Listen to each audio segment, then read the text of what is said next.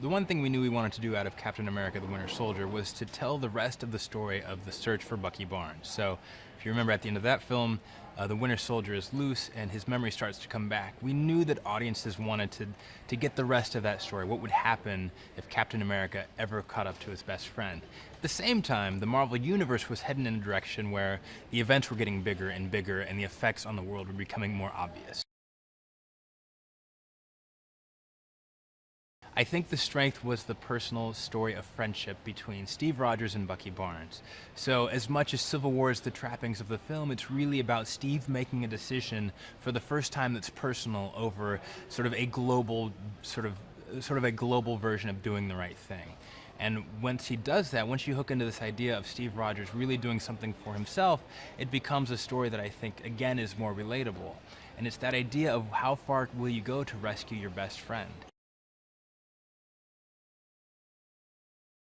It was the movie 42 where he played Jackie Robinson that we really saw both the intensity and the honesty of the character. And that's something, those are qualities that I think we wanted T'Challa to embrace. And Chadwick, once we started talking to him, you get very quickly that he has that as a part of his being. So the way that he attacked the role of T'Challa and the humanity that he brings to that character is incredibly important because it's a character that we know we want to build a whole other franchise on. So we had to be comfortable and confident in the actor that we hired that he could carry a film on his own.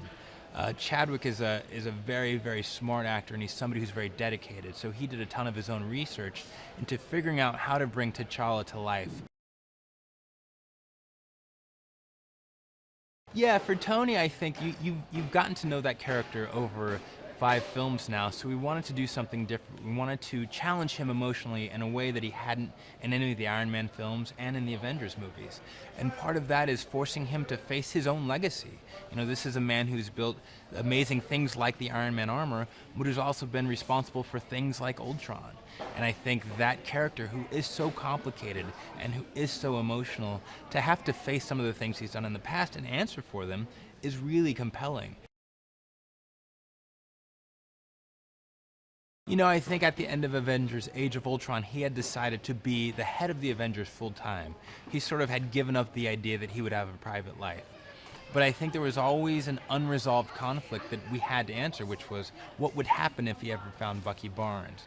And this movie very quickly asked the question, where is Steve Rogers' allegiance? Is it to the Avengers, or is it to this guy that he lost 80 years before?